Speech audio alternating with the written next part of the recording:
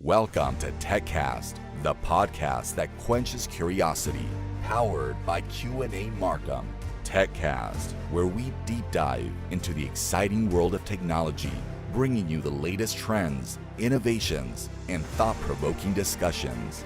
Join us on this exciting journey as we explore the boundless possibilities of technology. Assalamu alaikum wa rahmatullahi wa Alaikum barakatuh. Today is a special day.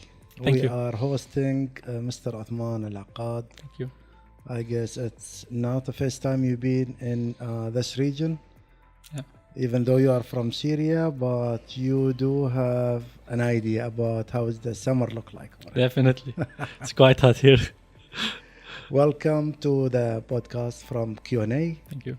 and welcome Ejabi Infosec to our region as well our environment. Thank you. And hopefully the success stories will be start over from this mainland. Inshallah. All the best for you. Othman, first of all, if you would like to introduce yourself Thank you. and a little background about your childhood and the information technology in general, Yeah. and some part of the education. Thank you, Dr. Hamad, for this opportunity of speaking. I'm Othman Al Akkad, the Vice President of Technology at Ejabi Infosec, PCI assessor leading and cybersecurity firm headquartered in Dubai. I hold bachelor degree in artificial intelligence engineering, and I've been fortunate to join the information security business for years. We started in Iraq, and now we are here in Dubai. We have our firm here established, and I'm thrilled here to join this podcast. Myself, as a person who tried to be a part of the information security community, I pursued some professional certificate for protecting cardholder data, like a PCI Qualified Security Assessor, PCI Card Production Security Assessor, PCI Pen Security, beside of being Information Security Management System Lead Auditor and Lead Implementer. So thank you for having me today.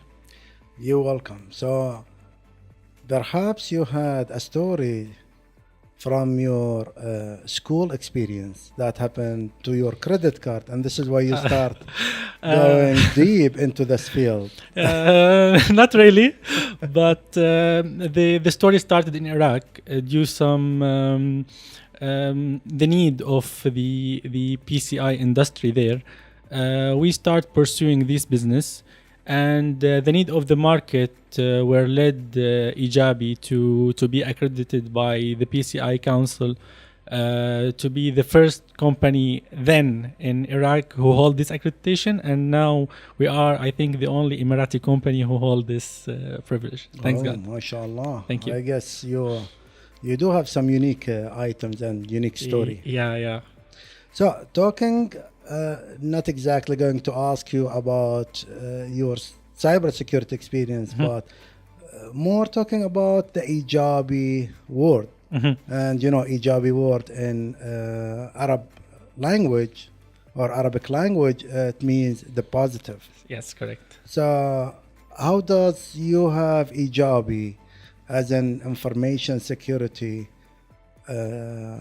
topics or name for this company, but behind the scene you are talking about cybersecurity and the risk and the challenges, vulnerabilities, all that the end users has to deal with, and most of the users are always afraid of taking this risk. Yes, definitely. So the idea of Ejabi came in order to change the perspective of the information security. So we don't scare clients. So just make them feel safe and secure from Ejabi. We make them safe and secure. We don't make them feel they are safe and secure. So the target for our company is that compliance is not just a security, and security is not just a compliance. So they are two faces for one coin. So in order to fulfill a proper compliance, you have to be secure. And in order to have a proper security, you should follow the compliance. So it will guide you to have the proper setup as it is stated by the international standards. So we can say that this is the vision of the company itself Yes. or the message. Yes. But behind the scene, there are more visions that you are working. Yeah. Our ultimate target is to enhance the community maturity against information security. So wherever we go, we ensure that people get trained well, informed well, get the proper information. Sometimes we trigger some initiative, like doing some campaigns, some webinars, just for people to get used to the information security and the cyberspace.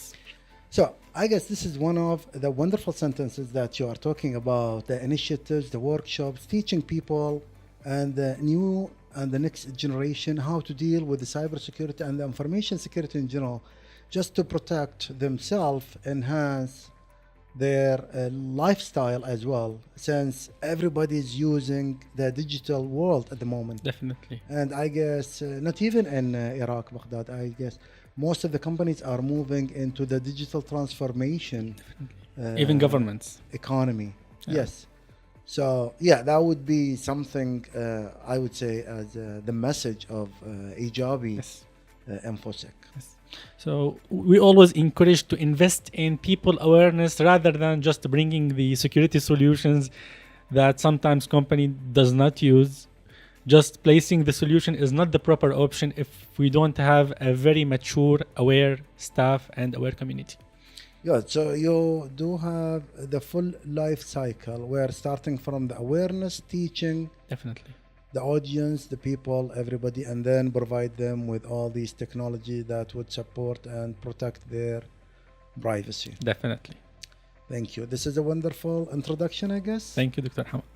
Let's go deep now into your field and discover who you are, Othman, from your experience and the knowledge that you do have. That gives you the value to be part of Ejabi Infosec. Social engineering and cybersecurity has some related items and connections. What's your thought and your input into this topic? Okay. So first of all, social engineering is part of cybersecurity attacks. So today we are talking about a cybersecurity attack that does not target the technical asset. We are talking today about an attacks that target the psychology and uses individual behavior to trick people to do some activities that sometimes undermine security or let's say try to gain access for sensitive and confidential information that it should not be revealed for unauthorized people. So the techniques here does not penetrate the system technical vulnerabilities rather than penetrate the human weakness like trust, curiosity, fear, or ignorance sometimes. Indeed. So you are talking about psychology, Yes. science. Yeah. And at some point, there is some connection also between the psychologist, science, and social engineering. Yeah, definitely. Where we need to start, if we are talking about Ejabi Infosec, how do you guys start talking about psychology, science, and the environment when you are only an IT company? Yeah, so when we are talking about this social engineering attack that penetrates the psychology of the end client or the individuals who are the target or let's say the victim as defined in most of the references of social engineering books or white papers, the ultimate goal is to make the community and these, let's say, victims aware that their information is their own, their data is their own, their asset is their own.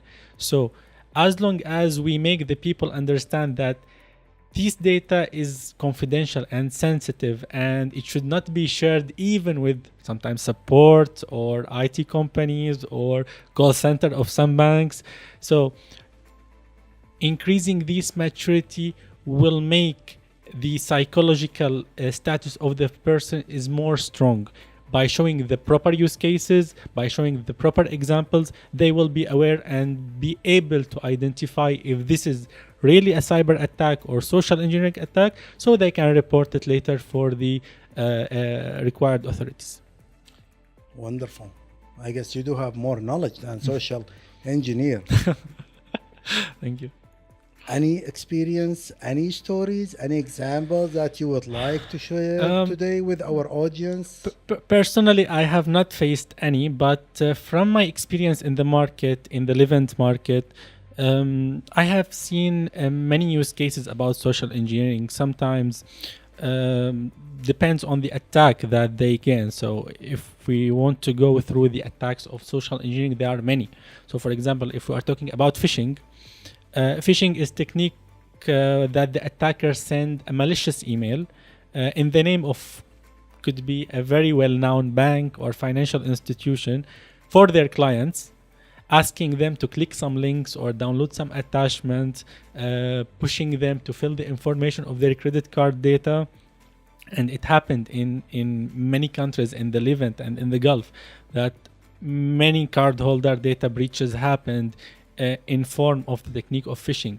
Same concept of baiting. Baiting is when the attacker offers a freeware or a free downloads. So just you have to enter your credit card information they save for purpose of if you want to renew. Updating. Yeah, definitely. Updating your information. Yeah. So you haven't had any calls from an investment company telling you that we are an ex-company duty free dealing with all these stock exchange markets. Would you like to invest with us? I have not been with experience with investment company. I have been experienced with a duty free.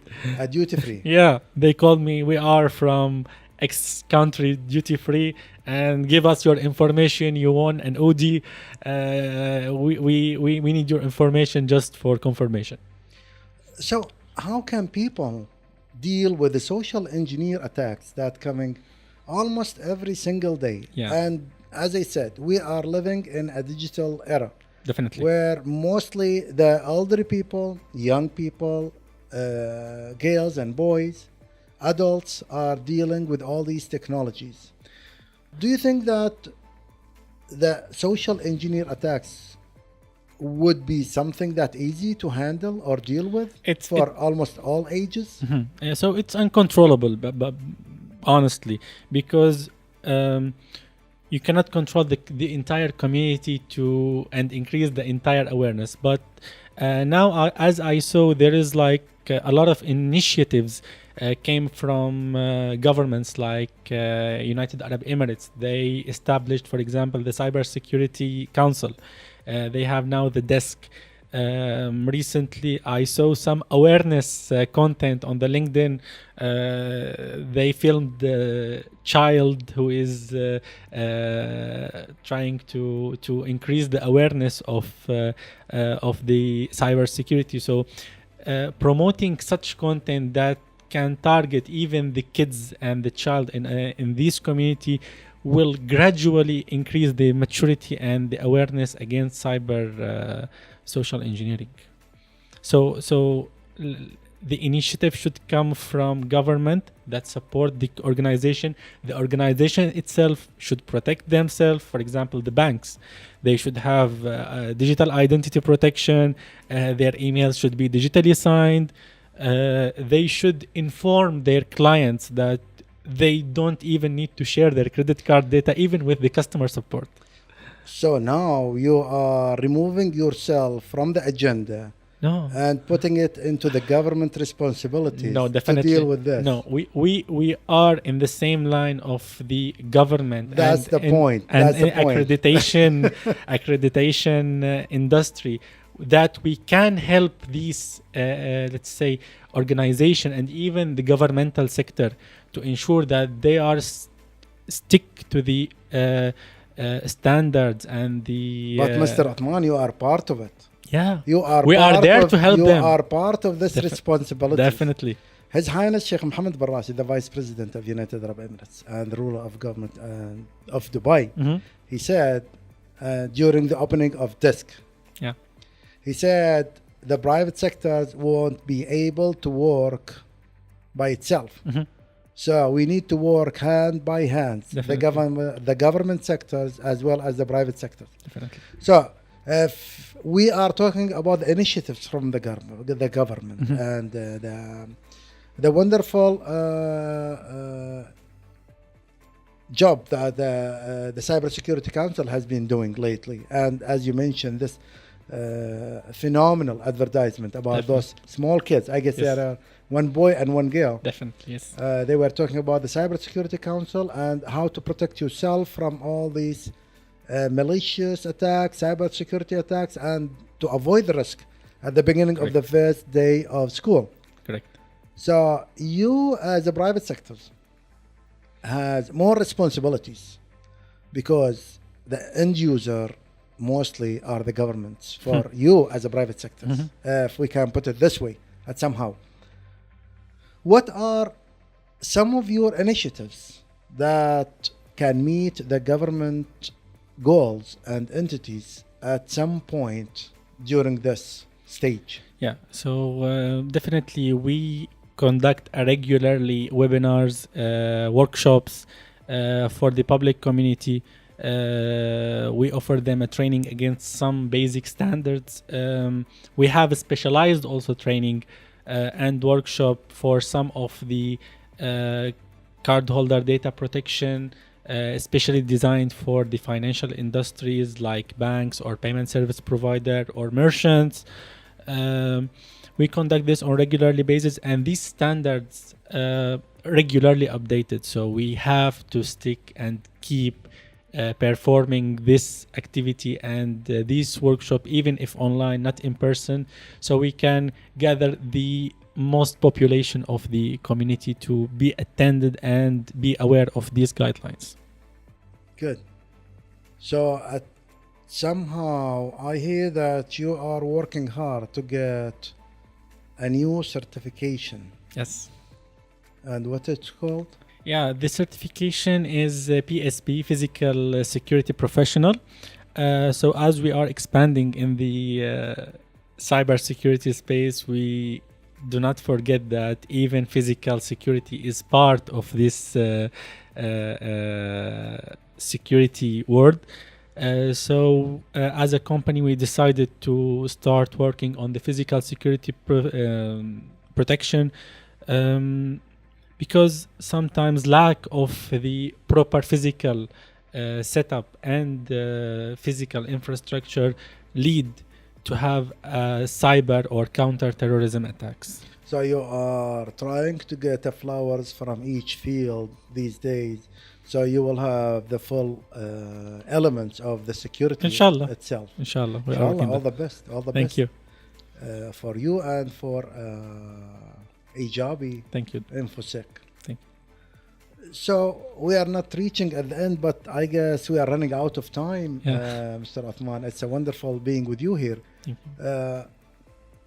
What is the recommendation and advices that you would like to give for the audience, as well as the government sectors, and also the private sector, since you are dealing with the private sector as well? Yeah, so again, the ultimate target of any information security program, without the proper awareness and the proper maturity of the client, the end client, the employees, the community, cybersecurity and information security will be meaningless. So if the employee, it's himself or herself or theirself, anyone, if they are the weak point, if we have $1 million system, it will be weak. So we are working here and we are targeting to increase the maturity of the employees, have the proper training for them, define easy to use technology for them if they are starter in the business, use multi-factor authentication. If we are talking about an organizational level, use digital identity solution, sign your email, especially if you are a banks or financial institution, sticking beside the payment brands like Visa and MasterCard. We are working to implement their programs for the financial industry and the community.